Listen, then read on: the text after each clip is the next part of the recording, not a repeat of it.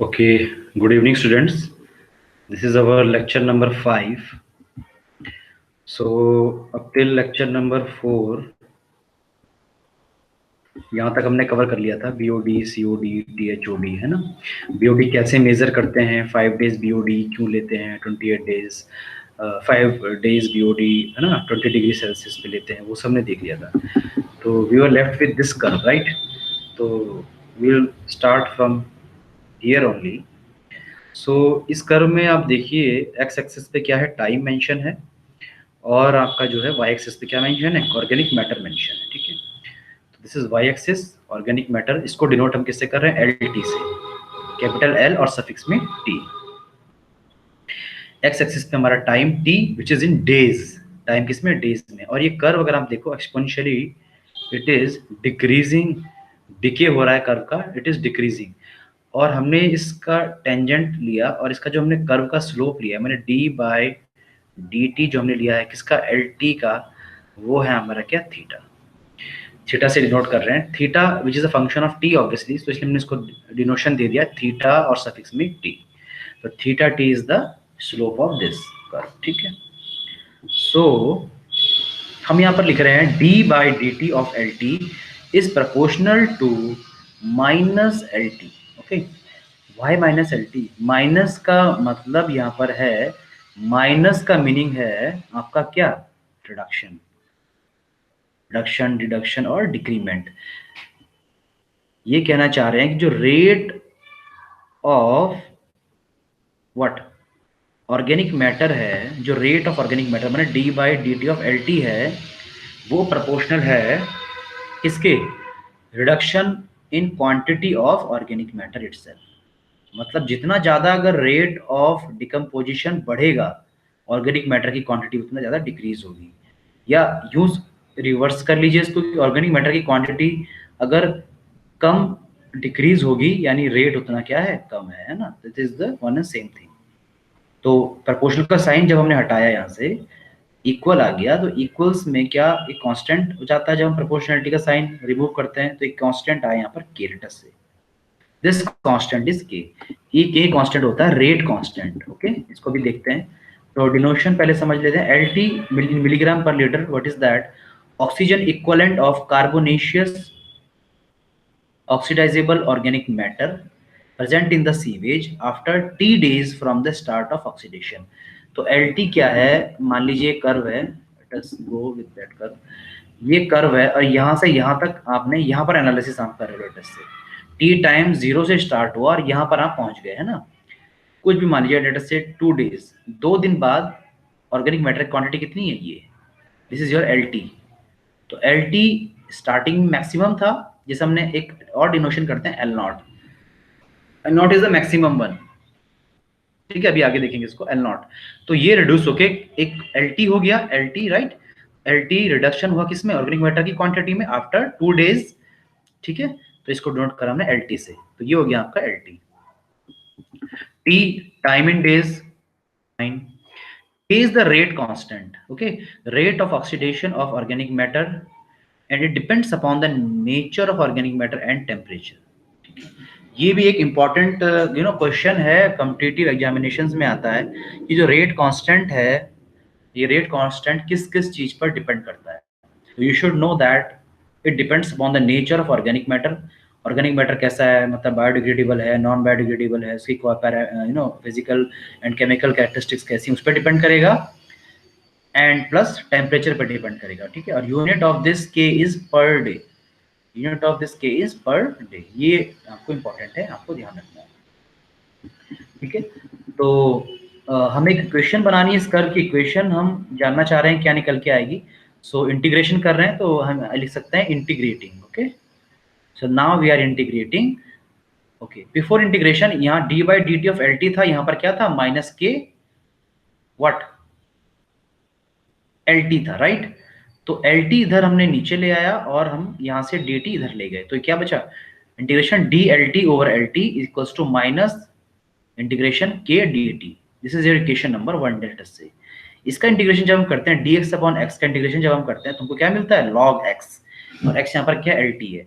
तो ये इंटीग्रेशन करके हमारा क्या गया, log LT equals to K is the constant, कि हमने आउटसाइड ले लिया, इनटू dt, तो integration of dt is t, plus एक इंटीग्रेशन कांस्टेंट भी आएगा, डोंट फॉरगेट दिस। सो आपका ये बन गया आपका kt plus minus kt plus c। Okay fine. So to remove this integration constant, we have to apply some initial condition, some boundary condition. So let us say at t time equals to 0, यानी जहाँ पे curve start हो रहा है बिल्कुल zero पे, LT equals to L not. LT क्या है? L नॉट है ना, maximum at initial level LT equals to L not. तो when we are putting this LT equals to L not is equal to, and we are putting in that equation, this equation C वाली equation में, इस equation का नाम दीजिए equation number 2 later से, putting the value of this in equation number 2, and this at this time is equal to 0। Okay, तो K T plus सी, तो T यहाँ पर क्या है? 0 है, तो के इंटू 0 प्लस सी, तो के इंटू 0 मीन्स एवरीथिंग इज यहाँ ये 0 हो गया, प्लस सी, तो सी इक्वल टू कितना आ गया? Log base e L naught. तो सी की वैल्यू आ गई log base e L naught, ये आपको मिल गया। तो after this we are putting this value of C in equation number 1, equation number 2 sorry, तो यहाँ पर लिख सकते हैं putting C value in equation 2, तो ये आ गया आपका log base e L T, already वहां पर है, minus K T plus log base e L E, ये हम लेफ्ट साइड ले जाएंगे तो ये अपॉन में आ गया log base e L T upon L naught equals to minus K T. ठीक है, जब बेस ई रिमूव करते हैं तो आपको पता है 2.303 यहाँ पर आता है, multiplied by the log base 10 अब आ गया L T upon L naught equals to minus K T.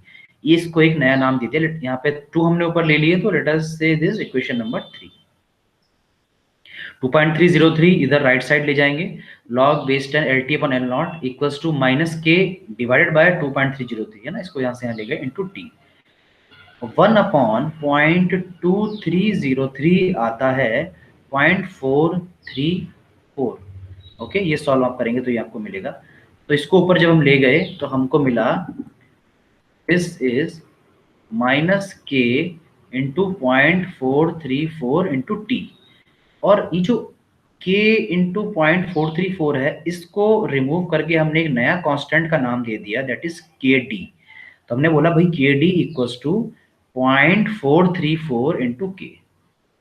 Okay, 0.434 into के, के डी होता है डी ऑक्सीजनेशन कांस्टेंट, इसको भी देखते हैं। ठीक है, तो के डी इक्वल्स टू 0.434 के, तो ये यहाँ पे इसको पूरा कंप्लीटली रिमूव कर दिया, किससे? के डी से, माइनस का माइनस आ गया टी, एल टी। अब एल टी एल नॉट नीचे था पहले, तो इस अब इसका क्या लेना है? इस पूरी टर्म का लेना है आपको एंटी लॉग। अब यहाँ पे आप लिखा नहीं, यहाँ पे आप लिख लीजिए anti log, we are taking the anti log. जब एंटी लॉग यहाँ पे तो लॉग बेस 10 है, तो एंटी लॉग ऑफ लॉग यहाँ पे तो 1 हो जाएगा, तो यहाँ पे L T over L not बचा। ठीक है, लेट अस से, और के डी इंटू टी माइनस में, जब इसका एंटी लॉग आप लोगे तो ये जाएगा 10 टू द पावर में, तो ये चलेगा 10 to the power minus K D into T, और एल नॉट नीचे था, ये एल नॉट आपने राइट साइड आप ले गए। ठीक है, तो फर्दर आपका क्या बचा? L T equals to L nought 10 to the power minus K D T, ये आपका एक्सप्रेशन आ गया। ठीक है, कि भाई after a time T with this rate constant,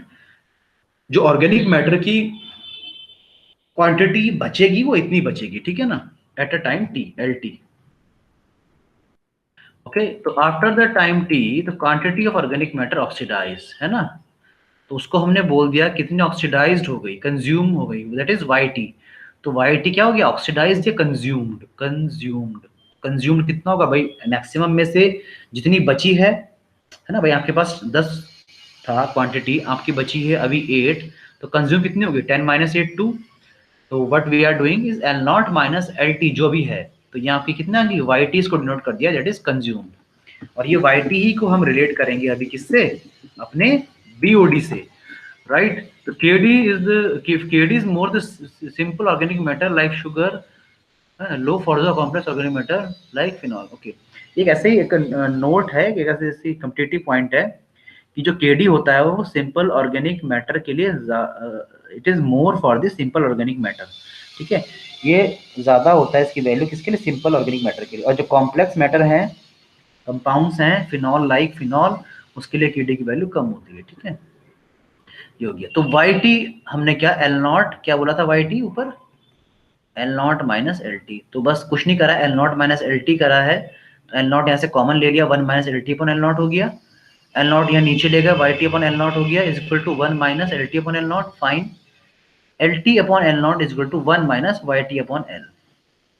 substitute this value in equation number 2। Equation number 2, और हमारी जो इक्वेशन नंबर वो 2 नहीं थी, 3 बन गई थी, राइट, ऊपर आप देखेंगे तो 1 minus Y T upon L naught equals to, अब आपने इसको रिप्लेस कर दिया, L T upon L naught which is equal to 10 to the power minus K D T T.